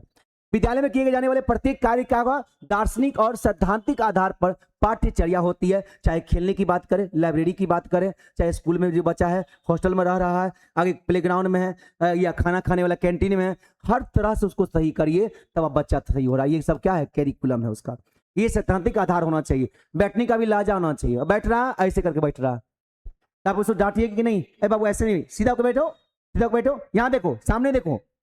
तो आप उसको क्या कर रहे हैं, उसका सब कुछ सिखा रहे हैं, पूर्ण रूपेण तैयार कर रहे हैं बच्चा को। आप आपका प्रमुख आधार क्या है, की एस्पेक्ट्स क्या होता है, उद्देश्य ऑब्जेक्टिव क्या होता है, शिक्षा या विद्यालय के लक्ष्य क्या है, शिक्षा या विद्यालय के लक्ष्य क्या है, क्या मेन गोल है आपका विद्यालय में शिक्षा जो ग्रहण करते हैं उसका क्या गोल है, इंसानियत सिखाना, ये नहीं कि नौकरी के लिए पढ़ा देना कि पढ़ लिया नौकरी हो गया। अभी आप लोग में से बहुत सारे बच्चे होते हैं, सर TRE 5 कब आएगा, का है कर लिया ना, पूरा डीएड खत्म हो गया, पढ़ाई पर ध्यान नहीं है, वो TRE का नौकरी पर पूरा ध्यान है। उसको और कहा दिया जाए कि आप कोर्स कर लीजिए, नौकरी 2 महीना में हो जाएगा, तुरंत कहेगा नहीं अब जल्दी करना हमको, जल्दी जितना जल्दी कर देंगे कोर्स हम।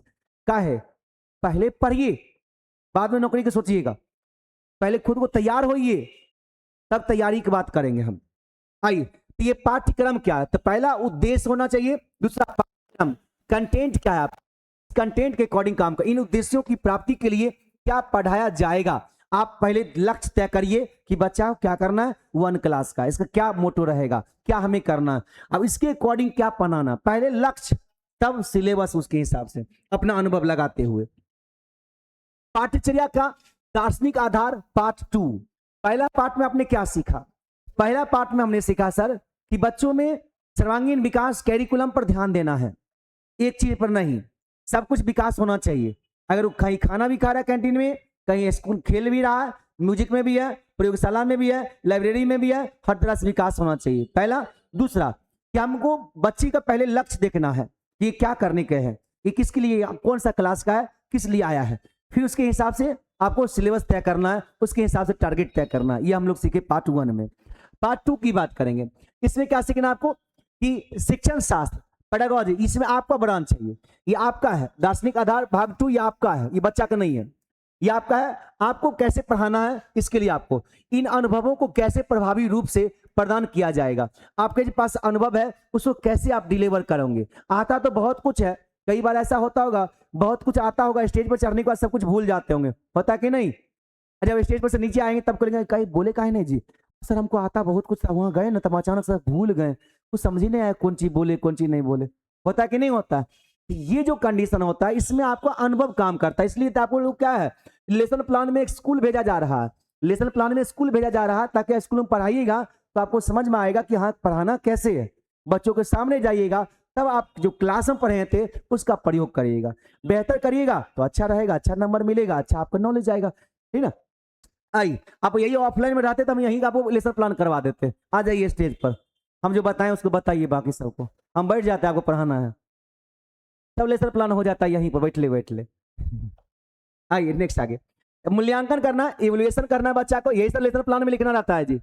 इवैल्यूएशन कैसे करना, क्या सिखाएं आप आज उनको, अंत में इन उद्देश्यों की प्राप्ति हुई या नहीं इसकी जांच कैसे करें। आज क्लास में हमने क्या सिखाया आपको, चलिए आप मीरा आप उठ के बताओ क्या क्या आज क्लास में सिखाए, तुम राहुल बताओ क्या क्या सिखाए आज, और उसके बाद पहले अपने से बता दीजिए, तब दोनों बच्चा से पूछिए और तब बच्चे से एक बार लास्ट में पूछिए, तब बच्चा एकदम बम बम है। वैसे जैसे कि आपको अगर भरपेट अच्छा खाना मिल गया और खूब अच्छा पानी मिल गया पी लिए भरपेट, तो क्या होता है मन प्रसन्न हो जाता है, चलो आज अच्छी खाना खा लिए, होता कि नहीं। तो खाना किसके लिए होता है, तन के लिए, और जो आप सीखते हैं सिखाते हैं वो किसके लिए, मन के लिए, तन मन धन तीनों से अर्पण, वही वाली बात है। तो आप उसको ऐसा कर दीजिए बच्चा खूब प्रसन्न हो जाएगा, वाह बहुत अच्छी मैम है, गजब का मैम आई है, बहुत अच्छी पढ़ाती है, गजब के टीचर है, अच्छे टीचर हैं, अच्छे पढ़ाते हैं। अच्छे कहाँ से आए, वो अच्छे ट्रेनिंग करके आए हैं, वो ट्रेनिंग कहाँ से किए थे आप कहेंगे ना सर हम कॉलेज से किए, अच्छी बात है। आप लास्ट में हम पूछेंगे कॉलेज में क्लास किए थे, हाँ, और मेरे यहाँ से भी क्लास किए थे, हाँ, तो बताइए कहाँ के क्या तुलना हुआ, जरूर एक बार हम पूछेंगे आप क्लास में। तो ये समझ में आ गया क्या करना है सर, पहले शिक्षण शास्त्र आपको पहले प्रभावी शिक्षा कैसे देना है बच्चों को ये तय कर लीजिए, एक सिस्टम बना लीजिए कि आपका अनुभव जो दिया गया आपको सिखाया जो गया है लेसन प्लान में कॉलेज में उसको आप कैसे डिलीवर करना है बच्चों के प्रति, और मूल्यांकन जरूर करिए क्लास में या पढ़ाने के साथ में लास्ट में जरूर पूछिए बच्चे को। विद्यालय की परिस्थितियां कैसी है, जैसे खेल का मैदान ना होना बच्चे का जैसे पाठ्यचर्या को प्रभावित करती है, या अगर खेल के मैदान नहीं है, लाइब्रेरी नहीं है, उसमें कैंटीन नहीं है, अलग वॉशरूम गर्ल का बॉय का नहीं है, पानी पीने का नहीं है, ये सब प्रभावित करता है, इस सबको पहले सुधारिए। वहां पर कंप्लेन करके में जाकर के लेटर दीजिए, डीएम को जाकर लेटर लिख के दे दीजिए, लेटर लिख के दीजिए, वहां पर सब डीएम सुनवाई करेंगे, या नहीं सुनवाई करेंगे तो ऊपर तक जाइए। अब बस अधिकार है कि क्लासरूम का सब कुछ सही करिए, नहीं तो यहाँ पर मेरा क्या है, अगर कैरिकुलम सही नहीं होगा तो बच्चा पर इफेक्ट पड़ेगा, खाली पढ़ाने से नहीं होता है, हम खाली पढ़ा दें। आई एक राष्ट्रीय ढांचे की आवश्यकता, need for a national framework. आइए अब नेशनल फ्रेमवर्क पर हम एंट्री मार लिए हैं, अब हम लोग पहुंचने वाले हैं कहां पे, एनसीएफ 2005 पर। बताइए इतना अच्छा से घुमा के ले जा रहे हैं। अब कोई पूछेगा एनसीएफ क्या है, तब कहेगा नहीं पता, नहीं कहेगा तो पाप चढ़ेगा जी। कितना अच्छा से समझा दिए। और एक बार अपने से लिखिएगा घर में बैठ करके, तब और अच्छा समझ में आएगा, तब रिवीजन करिएगा, तब तैयार होइएगा क्वेश्चन आंसर के लिए। नहीं होगा, ऐसा हो ही नहीं सकता, लेकिन आप कर भी नहीं करिएगा। काहे? आप कर लीजिएगा तो सुधर ही जाइएगा, ऐसा तो करना नहीं है आपको, है ना? हाँ, नहीं करना है आपको। आइए, समस्या पहले लीजिए, फिर समाधान पे काम करिए। समस्या क्या है सर? भारतीय समाज की जटिल विविधता। समाज में क्या है? विविधता है सर। अलग अलग वर्ग के, अलग अलग मजहब के, अलग अलग कास्ट के, अलग अलग सोच के लोग होते हैं। बताए थे, कुछ सपोर्टिंग लोग होते हैं, कुछ तटस्थ होते हैं, न्यूट्रल टाइप के, कुछ अपोज होते हैं। आपके स्कूल में आएंगे और कहें कि आप क्या पढ़ाते हैं, हम सब जानते हैं। सरकारी स्कूल में पढ़ाई चलता तो प्राइवेट स्कूल खुलता। आप लोग कुछ नहीं पढ़ाते हैं, बड़े दिन खाली खिचड़ी ये करते रहते हैं, बच्चा को शांत करके रखते हैं। जैसे अभी हाल ही फिलहाल में देखे ना, बिहार में स्कूल का वीडियो वायरल हो रहा था, मास्टर वहां भोजपुरी गाना बजा के डांस करवाता बच्चा को। ले, तो ऐसा ऐसा करिएगा तो कैसे होगा, काम चलेगा? तो आपको बोलेगा, अपोज करेगा, आप उसमें कुछ बोलेगा नहीं, सॉरी सर, सॉरी, ठीक है सर, हम देखते हैं, ऐसा नहीं है सर, जो आप बोल रहे हैं वो नहीं है। आप सरे सर बोल रहे हैं बार बार में। ऐसा आपके पास इतना एबिलिटी होना चाहिए, सामने वाला गाली तक दे दे ना, जुबान नहीं खोलना है, गोली चल जाए बोली नहीं। बहुत ध्यान रख रहा है, तब टीचर बनिएगा। आप कहते हैं हम पढ़ा लिखा है, कितना पढ़ा लिखा है वो तो सब देश पता चल रहा है, एकदम तन के बोल रहे हैं घमंड में आकर के। अभिमान स्वाभिमान दो दो चीज होता है, अभिमान ना किया करिए, स्वाभिमान करिए। पढ़े लिखे हैं, शांत रहिए। श्री कृष्ण 100 गाली तक सुन लिए, जिनके हाथ में सुदर्शन उतना खतरनाक, उन्हीं के दूसरे हाथ में बांसुरी मधुरता। प्रेम का संदेश, एक मार काट का संदेश। देख रहे हैं ना, मैंने उग्र भी हो जाएंगे और मृदुल भी हो जाएंगे। उग्रता होना नहीं है, बच्चों के सामने तो कभी नहीं होना है, वो तो आपका भगवान है, उसके सामने कभी नहीं। वो कुछ भी बोल दे, कुछ भी कर दे, वो सुधारना उसको, ठीक है अच्छा करेंगे, ठीक है आगे भी सुधारेंगे, उसको सामने तो कभी आपको आना ही नहीं, आपको स्टेज में। जटिल विविधता है समाज में, सुधारना है। हर तरह के भांति भांति प्रकार के छट्टल छट्टल बदमाश आएगा। छट्टल बदमाश समझते हैं ना जी? हाँ, जो घर में कांड करता हो डेली। हाँ, बड़ा नहीं, छोटे से बच्चा, 6 साल 7 साल का एकदम खतरनाक बच्चा सब आएगा। खतरनाक ऐसा कि मतलब आपको कुछ गुदाने में नहीं करेगा वो। है मास्टर है तो है, कौन सी कर लेगा मास्टर, देख लेंगे मास्टर को। ऐसे से बोलेगा कि आपको लगेगा बाप रे, इतना छोटा बच्चा ऐसे में बात बोलता है। हा? खतरनाक खतरनाक सब बोलता है। ये छट्टल छट्टल बदमाश सब आपके बैच में पहुंच जाए, अब तो आपको पढ़ाने के लिए उतार दिया जाए, उस समय पता चलेगा दिन में तारे कैसे दिखते हैं। कोर्स नहीं कंप्लीट होगा, बच्चा नहीं सीखेगा, तो ऊपर से प्रेशर आएगा आपको कि आप कैसे पढ़ाएं, बच्चा अच्छा सीख नहीं रहा है, टेस्ट में नंबर नहीं ला रहा है। आज भलकबुल सरकारी स्कूल में देखने वाला कोई नहीं है, लेकिन अगर चेकिंग होने लगे तो हम बच्चा को पढ़ाइए, आप टेस्ट हम लेंगे, जैसे हम लोग करते हैं। अगर कोई टीचर ऐसा है ना तो कहेंगे सर आप पढ़ाते हैं, हम आप टेस्ट आप लीजिए। गार्जियन को सीधे कहते हैं टेस्ट आप लीजिए, अपने हिसाब से क्वेश्चन दीजिए, बच्चा का देख लीजिए कितना बनाता है वो। ऐसा होना चाहिए। लेकिन आपको कहेंगे आप पढ़ाइए हम टेस्ट लेंगे, तो आपको डर आ जाएगा, बाप रे सर जी कौन सी पूछ देंगे, नहीं आएगा तब क्या करेंगे। क्या पढ़ाए थे, हा? कैसे सिखाए थे उसको? इसलिए तैयार रहिएगा अपने से। बच्चा भांति भांति प्रकार के मिलेगा, के कारण पाठ्यचर्या का आधारभूत मान्यताओं का चयन मुश्किल हो जाता है। आप लीजिएगा कैरिकुलम सिखाने का, अलग अलग हो जाएगा वो।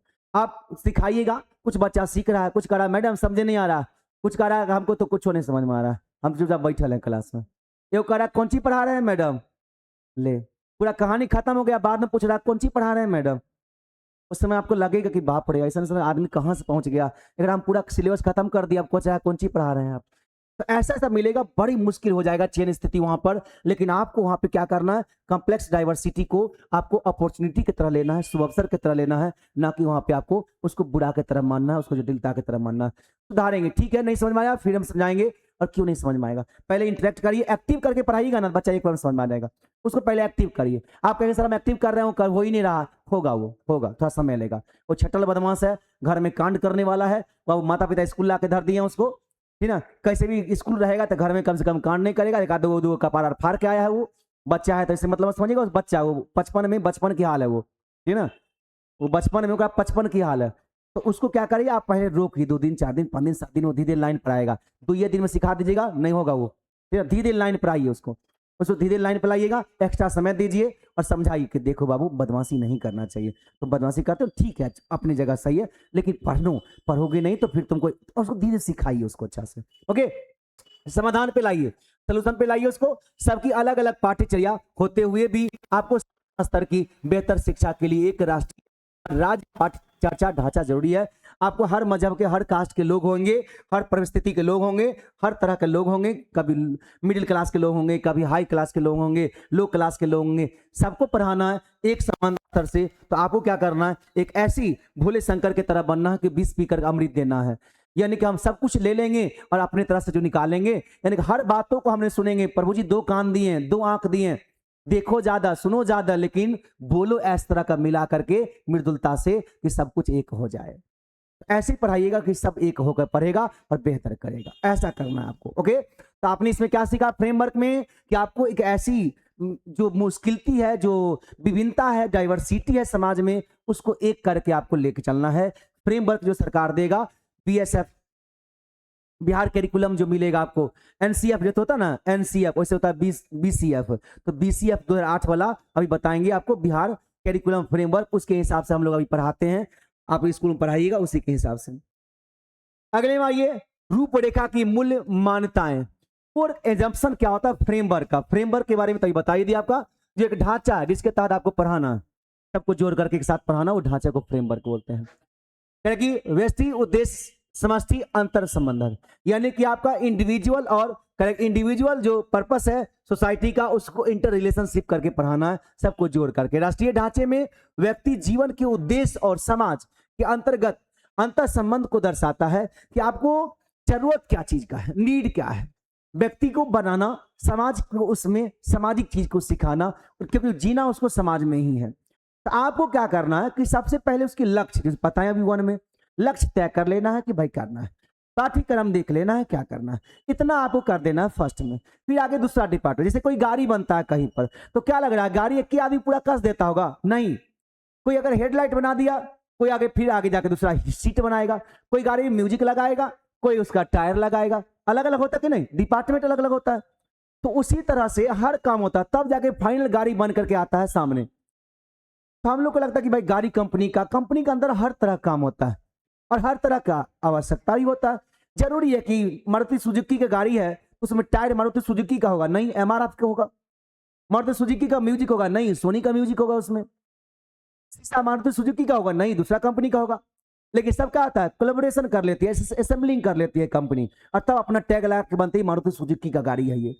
उसी तरह का बच्चा जो है वो अलग अलग तरह से, आप बना रहे हो फिजिक्स पढ़ा रहे हो, तो बगल वाला केमिस्ट्री पढ़ा रहा, कोई बायो पढ़ा रहा, कोई इंग्लिश पढ़ा रहा, कोई हिंदी पढ़ा रहा, सभी डिपार्टमेंट में बढ़ा किसको रहे, बच्चे को तैयार किसको करना, बच्चे को। तो ये ध्यान में रख कर करना है कि हमको सिलेबस से मतलब नहीं, हमको बच्चा को ध्यान में रखना है, बच्चे को अच्छा करना है। यानी कि आपको राष्ट्रीय ढांचा में व्यक्ति जीवन के उद्देश्य और समाज के अंतर संबंध को देखते हुए काम करना है कि समाज में जरूरत क्या है इसको, ये कल होके जाएगा, रिश्ते नाते समाज में जिएगा कैसे, पैसा तो कमा लेगा, अगर अच्छा नौकरी कर लेगा पैसा कमा लेगा, लेकिन अगर उसके पास नॉलेज ना हो तो फिर पैसा क्या काम करेगा। अब एक छोटी सी कहानी बताते हैं। हिंदू धर्म में मानता होता है क्या कि मां सरस्वती ज्ञान देती है और मां लक्ष्मी धन देती है, ऐसे लोग मानते हैं, सब जानते हैं। तो एक आदमी था, वो बोला कि भाई दोनों में पावरफुल कौन है। तो मां सरस्वती बोली कि हम पावरफुल ज्यादा है, हम ज्यादा पावरफुल है, हम अगर ज्ञान नहीं देंगे तो इंसान अज्ञानी हो जाएगा। तो मां लक्ष्मी बोली क्या कि नहीं नहीं, तुमसे कुछ नहीं होने वाला, आज के जमाना में पैसा बड़का चीज है, पैसा रहेगा तो 75 ज्ञान देने वाला आता, बोलता कि नहीं आदमी। तो दोनों आदमी में हो गया झगड़ा, कहा कहीं एक कहानी है काल्पनिक। तो मां सरस्वती और मां लक्ष्मी में आगे ऐसे बहस हो गया आपस में। तो फिर नारद जी बोले कि ठीक है, हम एक देख लेते हैं कि आप में से कौन पावरफुल है, किसी इंसान पर आजमाइश करिए, इसका प्रैक्टिकल करिए। एगो इंसान के पास ले गए, मां सरस्वती को भी मां लक्ष्मी को भी। मां लक्ष्मी बोले कि ठीक है, हम अपना ताकत दिखाते हैं तुमको, ये बहुत निर्धन है, गरीब है, इसको बहुत पैसा दे देते हैं। वो क्या किए, मां लक्ष्मी खूब धन मतलब सोना चांदी पैसा कैश खूब अपन पैसा लेकर के उसके रास्ते में रख दिए, और उसको आ रहा था, वो रास्ते से आ रहा था, बोले कि जैसे आएगा, अभी कोई अगल बगल है भी नहीं, वो उठा लेगा, धनवान बन जाएगा, देखते हैं ज्ञान कैसे नहीं आता है। मां लक्ष्मी अपना काम कर ली। अब आए मां सरस्वती की बारी। तो नारद जी बोले कि आप क्या करना चाहते हैं। हम बोले, तो मां सरस्वती जी क्या बोले पता है, हम कुछ करना नहीं चाहते, हम कुछ देंगे नहीं, हम लेंगे। देखिए मां सरस्वती का चालाकी, वो क्या बोले, हम देंगे नहीं हम लेंगे। बोला लीजिएगा, हमको समझ नहीं आ रहा आप करना क्या जा रहे हैं। वो क्या किए, जो भी दिमाग था ना उसका बुद्धि वो ले लिए ओकरा से, वो जो इंसान जल रहा था रोड पर उसको से ले लिए। अब जैसे उसका बुद्धि चला गया, अब उसको समझ नहीं आ रहा है कि पैसा है कौन चीज है। वो जैसे पैसा के पास पहुंचा, पैर रख दिया और चल दिया आगे। तब समझ में आया लोगों को कि धन से ज्यादा ज्ञान की जरूरत है। ज्ञान में आए तो सही कि ये पैसा है, इसका जरूरत है, समाज में इसका जरूरत होता है, इसी देकर के हम अपने दिनचर्या के सामान खरीद सकते हैं। इसलिए तो आज आप नौकरी कर लीजिएगा, खूब पढ़े लिखे, खूब अच्छा सब्जेक्ट हो गया आपका, पढ़ लिख ली, नौकरी कर ली, पैसा कमाइएगा, सही से उसको व्यय करने का ज्ञान है, बुद्धि है। हम कमाएंगे 40,000 का महीना, कहाँ लगाएंगे, कैसे डेवलप करेंगे, नहीं होगा तो फिर पता चलेगा खूब अच्छा कमा रहा है फिर भी दूसरे के आगे हाथ फैला रहा है। तब पता चला कि धन से ज्यादा ज्ञान की जरूरत है। और वही चीज आपको यहां बता रहे हैं कि ज्ञान सीखने की प्रक्रिया होती है और इससे जरूरत है आपको, धन से ज्यादा जरूरत है ज्ञान का। ज्ञान रहेगा तो धन कमा लीजिएगा, ठीक ना। जीवन से उद्देश्य सामाजिक जुड़ा हुआ रहना चाहिए। इसमें ज्ञान की प्रकृति जो हो रहा है वो सबसे बेहतर होना चाहिए और इंसान को सीखने की प्रक्रिया में वो शामिल, ताकि बच्चा सीखे, बेहतर करे, समझदार बने वो। ठीक आई तो ज्ञान की प्रकृति कैसा होना चाहिए, नेचर ऑफ नॉलेज। वो आपका बच्चों को कला, इतिहास, विज्ञान ये सब कुछ सिखाइए। अलग अलग आपको हिंदी पढ़ा रहे हैं, कोई मास्टर साहब विज्ञान पढ़ा रहे हैं, कोई इंग्लिश पढ़ा रहे हैं, सब मिलकर किसको डेवलप कर रहे हैं, उसी बच्चे को ना। इसमें क्या करिए, सीखने की प्रक्रिया कैसा होगा, लर्निंग प्रोसेस कैसा होगा, अवलोकन करिएगा, अभ्यास करवाइएगा उसको जम करके, समझाइएगा और अनुप्रयोग आपको लास्ट में उसको सिखाइएगा कि इसका आपको कैसे अनुप्रयोग करना है। इस तरह का ये 4 फ्रेमवर्क में आपको उसको लेकर चलना है। ओके, ये 4 फ्रेमवर्क में लेकर चलना है, अवलोकन, ऑब्जर्वेशन, ठीक, और उसके बाद क्या है, अभ्यास, प्रैक्टिस कराना, पहले सिखाना है, फिर ऑब्जर्वेशन करना है, प्रैक्टिस कराइएगा, फिर उस चीज को बार बार समझाना है और फिर उसका लास्ट में अनुप्रयोग करना है। ओके, चलिए आगे बढ़ेंगे, नेक्स्ट पॉइंट पे आते हैं। आ गया एनसीएफ 2005, ये बहुत जरूरत का चीज है आपको। आगे जो भी सीटेट की तैयारी करेंगे, करवे करेंगे आप लोग, बिना सीटेट का कैसे एग्जाम निकालेंगे, तो आपको ये बहुत जरूरत का चीज है, इसको ध्यान रखिएगा। एनसीएफ और बीसीएफ, एनसीएफ 2005, ठीक, एनसीएफ 2005 के बाद नहीं बना है, अब एनसीएफ 2005 पर हम लोग काम कर रहे हैं। फिर आगे बना NEP, new education policy, NEP बना, एनईपी 2020 पर काम कर रहे हैं और एनसीएफ 2005 पर। एनईपी और एनसीएफ में क्या अंतर है सर, सब बताएंगे, रुक जाइए। एनसीएफ क्या है, ये कैरिकुलम है, कैरिकुलम और सिलेबस दोनों में अंतर समझ में आया ना। हाँ, तो दोनों अलग अलग चीज। टाइम हो गया है, अच्छा अच्छा रुक जाइए, तो बस ये टॉपिक बता देते हैं। तो आई तो क्या है आपको, एनसीएफ, एनसीएफ कहने का मतलब क्या होता है, नेशनल कैरिकुलम फ्रेमवर्क, पूरे राष्ट्रीय स्तर का फ्रेमवर्क क्या है, कैसे बच्चे को सिखाना है। यानी कि आप जैसे कि अगर मान लीजिए आप डीएलएड कर लीजिएगा, फिर आगे सीटेट क्वालिफाई कर लीजिएगा, तो फिर आप आगे चल करके केंद्रीय विद्यालय का वैकेंसी आता है, केंद्रीय विद्यालय में आप अगर वैकेंसी फिल करिएगा, वहां अगर एग्जाम क्वालिफाई करिएगा तो आपको ऑल ओवर इंडिया कहीं भी आ जाएगा, आपका पोस्टिंग हो जाएगा। तो जैसे आप एक बात बताते हैं, सुनिएगा, बिहार में अभी से कुछ महीने पहले एक वीडियो वायरल हुआ था, याद है, जिसमें कोलकाता की रहने वाली लड़की जो है वो बिहार में, या क्या बोलते हैं, बिहार में क्या जगह है वो, जहां पर बता रही थी कि हमको दूसरा कहीं जगह देता, बिहार में कोई जगह है, इस जगह पे पटना के ही बगल में है, तो वहां पे ना उसका पोस्टिंग हुआ था केंद्रीय विद्यालय में। तो बिहार का बहुत ही क्रिटिसाइज कर रही थी एक वीडियो बना करके, याद है आप लोग को, जिसमें बताई थी कि बिहार हमको कहीं और दे देते आप, सो मंजूर है कि बिहार इतना पिछड़ा राज्य में मुझे पोस्टिंग नहीं चाहिए था, ऐसे करके बहुत कुछ बोल रही थी बिहार के बारे में। वो जैसे वीडियो वायरल हुआ वैसे ही संज्ञान में लिया गया, एक्शन लिया गया और उसको वहां से तत्कालिक हटा दिया गया। तो वो सब क्या थी, वो कलकत्ता की रहने वाली थी और यहाँ पे उसका हो गया था पोस्टिंग बिहार में, किसमें, आपका केंद्रीय विद्यालय में। तो केंद्रीय विद्यालय का जो फॉर्म आता है तो वो सब क्या है, सेंट्रल का है, सेंट्रल से बहाली होगी, नवोदय विद्यालय में सेंट्रल से बहाली होगा। उस समय डीएड खोजता है, डीएड खोजेगा, सीटेट खोजेगा, उस समय अगर आप उस बता भी करता है, वैकेंसी आते ही रहता है, ठीक ना। तो उस समय अगर जैसे आप फॉर्म फिलअप करिएगा तो आपको जो बहाल होंगे वो कहीं भी इंडिया में डाल देगा, तो कहीं भी डाल देगा तो आप सोचिएगा सर हम तो बिहार वाला पढ़ के आए थे, अब हमको पढ़ाना पड़ेगा यहाँ गुजरात में आकर के, तो हम कैसे पढ़ाएंगे सर। वहां पे आप एनसीएफ के तहत पढ़ाइएगा, नेशनल, राष्ट्रीय फ्रेमवर्क है ये, राष्ट्रीय कैरिकुलम फ्रेमवर्क, यानी कि पूर्ण रूपेण पूरे राष्ट्र के लिए है, तो आपको कोई दिक्कत नहीं होगा वहां पर, ठीक है, कहीं से कोई दिक्कत नहीं होगा। तो ये चीज होता है उस चीज का। हाँ, बिहार को नीचे दिखा रही थी उस, ये कहानी है इधर का जी, क्या बोलते हैं, गया लाइन रूट में एगो जगह बनता है इधर पटना से निकलने के बाद, वो जगह का नाम नहीं पता है हमको, चलिए, उसी जगह का वो कहानी था। ये कितना आज से तीन चार महीने पहले की बात है ये सब दिखाता है कि वो उसमें कितना नॉलेज था। वो बिहार क्रिटिसाइज कर रहे थे कि बिहार बहुत पिछड़ा है, यहाँ के लोग ऐसे हैं वैसे हैं, सही से बोलने का ढंग नहीं है, यहाँ पर डर लगता है बाहर निकलने में, ये सब बात बोल रही थी वो। परिप्रेक्ष्य ध्यान रखना है। अधिगम ज्ञान की बात करेंगे, पाठ्यचर्या क्षेत्र स्कूल चरण और मूल्यांकन की बात करेंगे, स्कूल और कक्षा का वातावरण की बात करेंगे, आगे प्रणालीगत सुधार की बात करेंगे, सिस्टमेटिक। ये सब बात होगा कहां पे, राष्ट्रीय पाठ्यचर्या की रूपरेखा एनसीएफ 2005 में। ये तो आज नहीं हो पाएगा, आज तो यहीं तक रखा जाए, फिर अगले क्लासेस को आगे बढ़ेंगे। एनसीएफ के बाद यहाँ देखिए एनसीएफ है, ये सब एनसीएफ है, एनसीएफ है, ये सब एनसीएफ है। अब आई एनईपी आ गया 2020, एनईपी 2020, एनसीएफ 2022। ये नया वाला जो आया फ्रेमवर्क काम करना भी शुरू नहीं किया गया। 2005 पर भी ज्यादातर काम चल रहा है, इस पर भी काम करना उतना शुरू नहीं किया गया। एनसीएफ एनईपी पर काम चल रहा है 2020 पर, एनईपी 2020 पर आएंगे। उसके बाद ले आएंगे आप लोग को यहाँ पे एनसीएफ, एनईपी है, एनईपी है, एनईपी है। हाँ, ये बीसीएफ, ये बहुत जरूरत है, ये सब क्वेश्चन पूछेगा आपके एग्जाम में।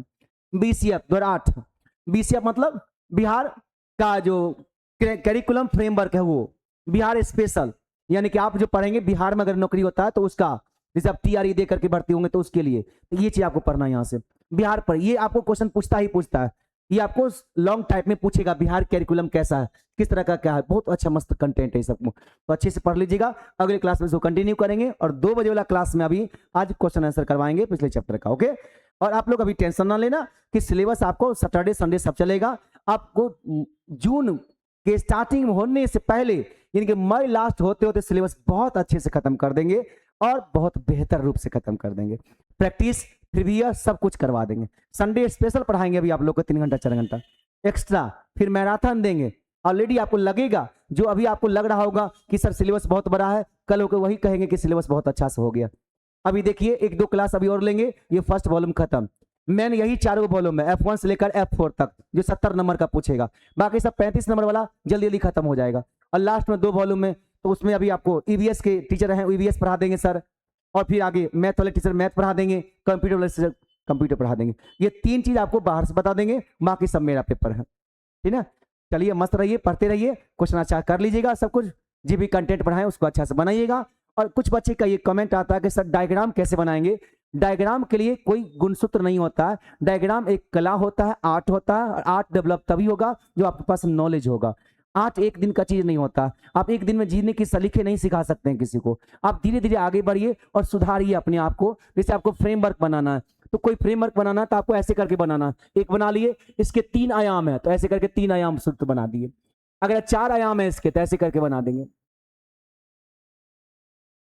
तो आपको बनाना कैसे है, आपको ये आपको जैसे शिक्षा के आयाम बनाना है तो शिक्षा ऐसे लिख दिए शिक्षा।